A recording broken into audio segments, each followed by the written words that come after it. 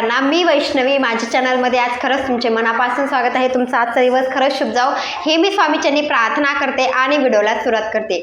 आजच्या व्हिडिओमध्ये आपण पाहणार आहोत की उद्या आपल्याला कोणती सेवा जर होत नसेल तर आम्ही काय करावा, असा प्रश्न खूप जणांना असतो। यासाठी माझा हा व्हिडिओ आहे। व्हिडिओ शेवटपर्यंत पहा, आवडला तर लाईक शेअर सबस्क्राईब नक्की करा। चला मग व्हिडिओला सुरुवात करूया। सगळ्यात महत्त्वाची गोष्ट, उद्या गुरुपौर्णिमा। गुरुपौर्णिमेच्या दिवशी आपण आपल्या गुरूंना एक गुलाबाचं फूल नारळ आपण ठेवत असतो।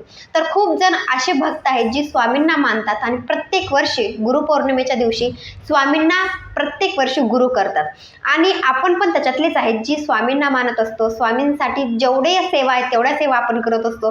पण खूप जण असे आहेत ज्यांना सेवा करता येत नाही, ज्यांनी 21 दिवसाची सेवा केली नसेल, 11 दिवसाची सेवा केली नसेल, म्हणजे कोणतीच सेवा तुमच्या घरामध्ये गुरुपौर्णिमेनिमित्त झाली नसेल, तर एक गोष्ट उद्या तुम्हाला करायची आहे, ती म्हणजे नामस्मरण।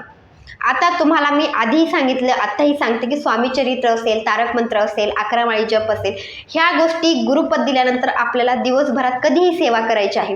पण आपल्याला ती सेवा सुद्धा करणं होत नसेल तर एक काम, स्वामी केंद्रामध्ये जायचं आहे, त्या ठिकाणी नारळ गुलाबाचं फूल ठेवायचं आहे। त्यानंतर सगळ्यात महत्त्वाची गोष्ट, आपल्याला जमू नाही जमू स्वामींची घरामध्ये आरती करायची आहे। जर तुम्ही स्वामी केंद्रामध्ये आरतीला उपस्थित राहिला तर खूप चांगली गोष्ट आहे, अतिउत्तम गोष्ट आहे। ह्या दोन्हीपैकी एक गोष्ट तुम्हाला करायची आहे। त्यानंतर तुम्हाला कोणती सेवा होत नाही, स्वामींना फक्त गुरुपद द्या। उद्या गुरुपद द्यायचं आहे, तुम्ही दुसरं काहीही करू नका, पण स्वामींना गुरुपद द्यायचं आहे। नारळ आणि गुलाबाचं फूल आपल्या घरामध्ये स्वामींसमोर ठेवायचं आहे। स्वामींना सांगायचं आहे, मी आता तुमचा शिष्य बनत आहे, तुम्ही माझे गुरु आहात। मला संकट असेल, अडचण असेल, त्याच्यातून बाहेर तुम्ही काढणार आहात। आयुष्यामध्ये जेवढे अवघड परिस्थिती येईल त्यावेळेस मी तुमचं नामस्मरण करेल, त्यावेळेस त्याच्यातून बाहेर तुम्ही मला नक्की काढा। ही माझी तुमच्यावर प्रार्थना आहे। जितकं मला ही जी जन्म दिलेला आहे, तुम्ही खूप काहीतरी माझं पुण्य असेल की मी ह्या जन्मामध्ये तुम्ही माझे गुरु होत आहेत, असं म्हणायचं आहे। स्वामींना मुजरा करायचा आहे आणि नारळ आणि गुलाबाचं फूल स्वामींपुढे ठेवायचं आहे। आणि मी तुम्हाला सांगितलं की नारळ आणि गुलाबाचं फूल ठेवल्यानंतर एक मंत्र म्हणायचा आहे।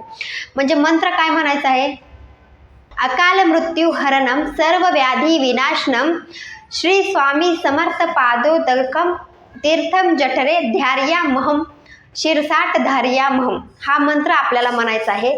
तर ती मंत्र आपल्याला स्वामींना गुरुपद दिल्यानंतर म्हणायचं आहे। हातामध्ये पाणी घ्यायचं, उजव्या हातामध्ये पाणी घ्यायचं आहे चमच्यावर, आणि हा मंत्र जी म्हणली आहे ती मंत्र म्हणायचं आहे आणि ती पाणी प्राशन करायचं, पिऊन घ्यायचं आहे। हा मंत्र तुम्ही म्हणायचा आहे। अशा रीतीने तुम्हाला पहिलं काम, किंवा तुम्ही कोणती सेवा बी करू नाही करू, पण तुम्हाला स्वामींना गुरुपद द्यायचं आहे। अशा रीतीने गुरुपद द्यायचं आहे आणि ती जी नारळ आहे तुम्हाला उद्या जमलं स्वामी केंद्रामध्ये नेऊन द्या, किंवा 2 दिवसानं जमलं, 3 दिवसाला जमलं, कधी जमल तेव्हा तुम्ही स्वामी केंद्रामध्ये स्वामींच्या समोर ठेवा।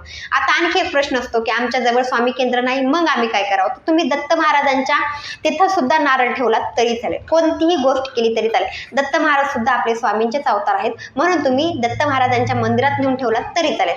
अशा रीतीने तुम्हाला त्या नारळाचा उपयोग करायचा आणि गुलाबाचं फुल आपल्या स्वामींसमोर ठेवायचं आहे।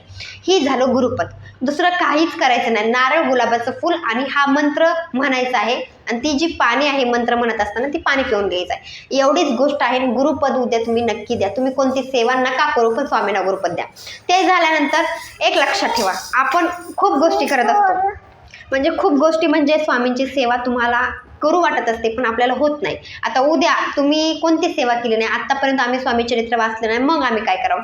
तुम्ही कधीच वाचलं नाही तर उद्या तुम्ही वाचन करून घ्या, एक पारायण करा, 1 अध्याय ते 21 अध्याय तुम्ही वाचा। तुम्ही कधीच स्वामींचा जप केला नाही, उद्या स्वामींचा जप करा। आणि ज्यांना कोणतीच सेवा होत नाही त्यांनी फक्त नामस्मरण करा। तुम्ही स्वयंपाक करायला सकाळपासून सकाळी गुरुपद दिलात आणि दिवसभरात कोणती सेवा होत नाही, सकाळी स्वयंपाक करायला स्वामींचं नामस्मरण करा, भांडे घासायला स्वामींचं नामस्मरण करा, झाडून करायला स्वामींचं नामस्मरण करा, तुम्ही मुलांना शिकवायला, अभ्यास त्यांचा घ्यायला स्वामींचं नाव घ्या। ह्याच गोष्टी करा, दुसरं काहीच करू नका। सकाळी उठल्यानंतर स्वामींचं नाव घ्या, झोपत असताना स्वामींचं नाव घ्या। एवढंच गोष्ट जर उद्या करा तुम्ही, काय फरक पडतो किंवा तुम्हाला किती शांतता भेटते ती बघा। म्हणजे 5 मिनिटाची सेवा तुम्हाला करायची आहे किंवा 1-1.5 तासाची सेवा जी तुम्हाला देवासमोर बसून करायची आहे, ती सेवा जर तुम्हाला होत नसेल तर सगळ्यात महत्त्वाची गोष्ट, तुम्ही चलत फिरत स्वामींचं नामस्मरण करा. कोणत्याही वेळी कोणत्याही काळी तुम्ही जर ती नामस्मरण केलं तर त्याचं फळ कधीतरी तुम्हाला भेटणार आहे, हे लक्षात ठेवा. कोणती सेवा उद्या नका करू, पण नामस्मरण करायला विसरू नका. नामस्मरण सगळ्यात महत्त्वाची गोष्ट आहे. देवाचं नाव घेतल्याशिवाय कोणतंच काम होऊ शकणार नाही. आपल्या पाठीमागं आपल्या नशिबामध्ये जसं देव महत्त्वाचा आहे, तसं आपल्या आयुष्यामध्ये सुद्धा आपण देवाला जसा दोष देत असतो तशी देवाची सेवा पण करणं खूप गरजेचं आहे. तुम्ही स्वामींना गुरु केलात, सेवा होत नसेल तर फक्त नामस्मरण करा.